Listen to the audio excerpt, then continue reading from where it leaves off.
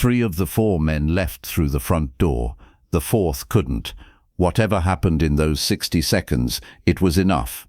4 men came through the door with a purpose. Not browsing, not waiting. They knew exactly which chair they were walking to. The room felt it before anyone processed it. A barber's hand stopped. A customer found the wall. The afternoon light coming through the front glass suddenly felt wrong for the situation. The man in the second chair looked up from what he was reading, set it down, and waited. The one in front spoke first, short, direct, the kind of words that don't leave room for negotiation. The man in the chair said nothing. His hands rested open on his knees. He didn't shift his weight, didn't look at the door, didn't look at the other 3 spreading slightly behind their leader. He found the face of the one in front and stayed there. But to understand how 4 men ended up in that small shop on Mission Street, and why only 3 of them would walk back out, you have to start earlier that afternoon before any of them knew whose chair they were about to approach. If you want to see how this ends, hit subscribe, because what happened in this barbershop became the kind of story people told quietly for years afterward. It was a Friday in August. The kind of San Francisco afternoon that can't decide between warm and cold, so it becomes both at once. Carlos had been cutting hair on Mission Street for 11 years. His shop was narrow, 2 chairs, a waiting bench, a radio that only picked up 2 stations clearly. He kept it clean, he kept it quiet. Regulars came on Fridays because Fridays were easy. Nobody was in a hurry. By 4:30, he had 3 people in the shop. Marco, 19 years old, in the first chair, getting his edges cleaned up before the weekend. He had been coming to Carlos since he was 14. Eddie was behind the small register near the door, not a barber, just a man who handled the appointments and kept the books on Fridays. And the man in the second chair, who had come in around 4:15, sat down and said he just needed a trim, nothing complicated. He was small, maybe 5'7", 140 pounds at most. Quiet. He had picked something to read from the stack on the bench and settled in while Carlos finished the customer before him. Eddie noticed him the way you notice someone who doesn't ask for attention, just a man getting a haircut on a Friday afternoon. Nothing about him made you look twice. That changed at 4:41. The door opened and 4 men walked in. Eddie saw them before he heard them. The way they moved, spread slightly, not touching, each one covering a different part of the room's entrance. That wasn't how customers walked in. That was something practiced, something that had worked before in other rooms. Marco's hand gripped the armrest. Carlos stopped mid-cut, scissors open, comb in the other hand, frozen between 2 thoughts. Eddie's back found the counter before he decided to move. If you're already wondering who that quiet man in the chair really is, stay with me, because the moment these 4 men figured it out is the moment everything turned. The 4 men moved toward the second chair. The man sitting there finished what he was reading, set it aside with one hand, then raised his eyes to the one in front, slowly, the way you look up when you've reached a stopping point, not because something interrupted you. The leader was maybe 6'2", heavy through the shoulders, a chain on his belt. He had the kind of face that had stopped being surprised by things a long time ago. The neighborhood called him Diablo, a name he'd picked up at 17 and never corrected. Former amateur boxer, 23 fights, 19 wins. He moved the way men move when they know exactly what their body can do. Diablo pointed at the man in the second chair and said something low. The man didn't answer. Diablo said it again, slower, the way you say something the second time when you want to make sure the other person understands the situation has only one direction. And Eddie, standing 8 feet away behind that register, recognized him. He recognized him the way you recognize someone when the context is wrong. A face that belongs in a different frame, a magazine, a poster somewhere with better lighting and more space around it. His brain spent a half-second deciding whether to trust what it was seeing. He trusted it. He leaned toward Carlos without turning his head and whispered a name, 2 syllables. Carlos heard it. Something changed in his grip on the scissors. He looked at the man in the second chair, really looked, the way you look when you're checking something you've already been told. then back at Diablo. Whatever calculation was running behind his eyes had no clean answer. He said nothing. The man in the second chair was Bruce Lee. He was in San Francisco for a meeting the following morning. He had stopped at Carlos's shop once on a previous visit, and on his way from the hotel he had come in again. A trim, nothing complicated. He was supposed to be done by 5. He didn't look like what people expected when they heard the name. That was the problem. That had always been the problem. Diablo stepped closer. His crew fanned out, 2 to the left, 1 staying near the door. And then Diablo did the thing that turned a confrontation into something else. He said something, and this time it wasn't directed at Bruce. It was directed at Marco, the 19-year-old in the first chair, the kid who had come in for his edges and found himself in the middle of something he had no part in. Diablo put one hand on Marco's shoulder. Not hard, just present. The kind of weight that tells you it can become something else very quickly. He turned to Bruce and said, "You want to make a problem here. The problem doesn't stay with just you." Marco went completely still. His eyes went to the mirror and stayed there, watching everything in reflection, too afraid to look directly. For a moment, no one moved. Bruce took in Marco, the hand on his shoulder, the blocked exit. Then he turned back to Diablo and asked one question, quiet, unhurried, the way you ask something when the answer doesn't change what you're about to do. "You've boxed before?" Diablo didn't answer. His crew exchanged a look behind him. Bruce nodded once, the small nod of a man who has heard the answer he expected. He stood up. He was shorter than Diablo by 5 inches, lighter by 60 pounds. He stood with his hands loose at his sides, weight distributed, and regarded Diablo the way a man regards a problem he has already solved and is now simply waiting to finish. If you want to see what happens next, subscribe now, because the next 60 seconds became the part nobody on that block could ever fully explain. Diablo pulled something from inside his jacket. Short, heavy. He held it at his side, not raised, not yet, just present, the way the hand on Marco's shoulder had been present. Carlos covered his face with one hand. Eddie stopped breathing.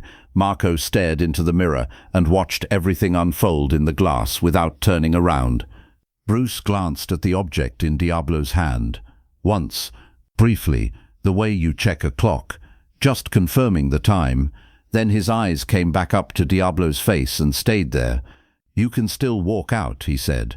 One sentence, no performance behind it, no raised voice, the way you say something when you mean it completely and have no interest in repeating it. Diablo laughed, genuine, short, from the chest. He looked back at his crew, and the laugh was answered, and then he turned back to Bruce, and what replaced the laugh was something harder and older. 4 years, dozens of rooms, and nobody had ever made him use what was in his hand. The walk was enough. The numbers were enough. Nobody stayed standing. He reached out with his left hand and grabbed the front of Bruce's shirt. His right came off his hip immediately.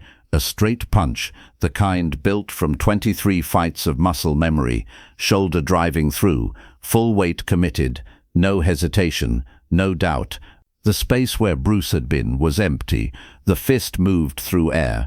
All that weight, all that certainty, carried forward with nothing to stop it. Diablo stumbled into the space where a man was supposed to be, and before his feet could renegotiate with the floor, something intercepted what remained of his forward drive, and the tile came up to meet him. He hit the ground hard. The sound of it filled the shop. Carlos heard it before he saw it. That flat, heavy impact of a large man meeting the floor at speed. Marco's eyes went wide in the mirror. Diablo was down. It had taken less than 2 seconds. The second crew member moved without hesitating, lower than Diablo, faster, angling in from Bruce's left. Not a punch or rush, both arms opening for a tackle, trying to use weight and momentum rather than technique. He had watched the punch disappear and made an instant adjustment. He was smart enough to change the approach. It didn't help. Bruce stepped inside the reach, not away from it, into it, redirected the man's momentum sharply downward, and the floor came up to meet the second one, faster than it had met the first. 2 men down in under 8 seconds. Marco hadn't moved since Diablo put a hand on his shoulder. His knuckles were white on the armrests, his eyes tracking everything in the glass. Eddie would spend years trying to reconstruct those same seconds and never be able to hold them in order.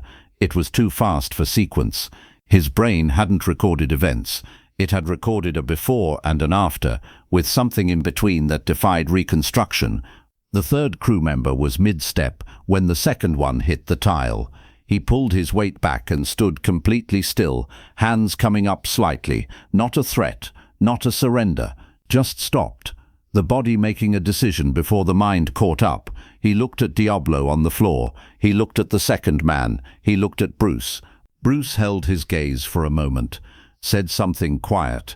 2 sentences, low enough that only that man heard them. Whatever the words were, they landed. The man stepped backward twice, turned, and walked out through the front door without looking back. The one who had been near the door was already gone. He'd slipped out in the first seconds before anyone in the room had processed what was happening.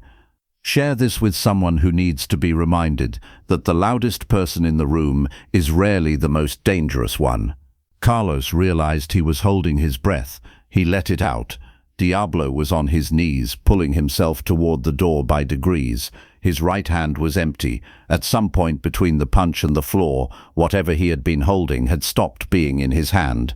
He couldn't identify the moment. He reached the doorframe, got himself upright against it, and turned back.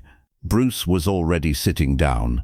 He had his chance, Bruce said. 6 words, to no one in particular, just a fact placed into the room.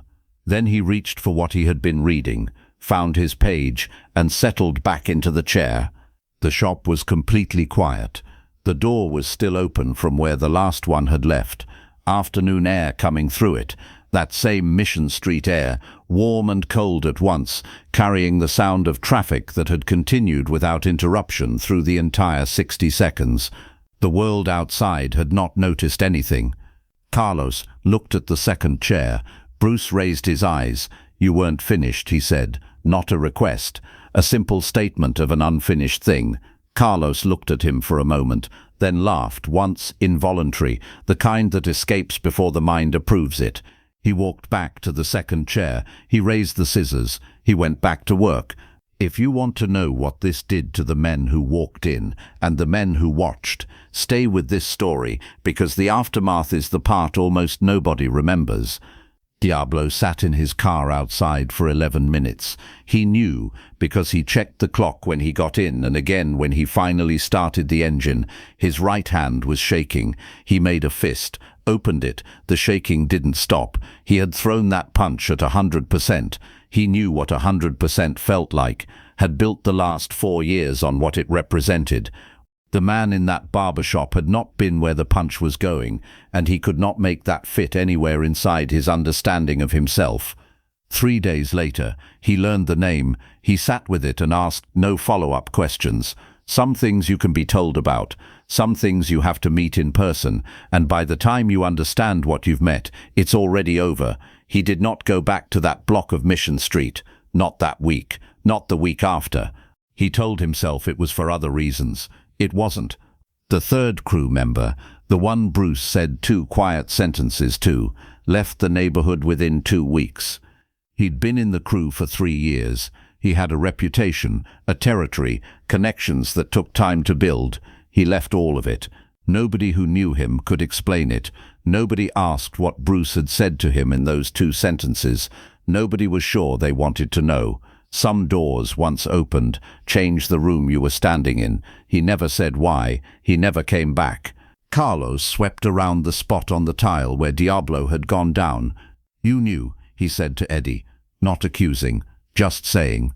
Eddie had recognized Bruce almost the exact moment the crew started spreading across the room. "I knew," he said. Carlos leaned on the broom. "Why didn't you say anything?" Eddie thought about it. "Because I didn't think it would change anything," he said, "for either of them." Carlos had cut hair for 11 years. He had watched thousands of people from behind, how they sat, how they breathed, what their hands did when they thought nobody was paying attention. He had a simple theory built from all of it. What a person does in the 10 seconds after something extraordinary happens tells you more about them than anything else ever could. He had never been more certain of it than he was that afternoon. Years later, when the name was known everywhere, in the way certain names stop belonging to a person and start belonging to something larger, Eddie would think back to that Friday more than he expected to. Not because of the fight. He'd almost missed it. It was over before his eyes finished sending information to his brain. He thought about the question instead. You've boxed before. It hadn't changed the odds, but it had cost Diablo half a second.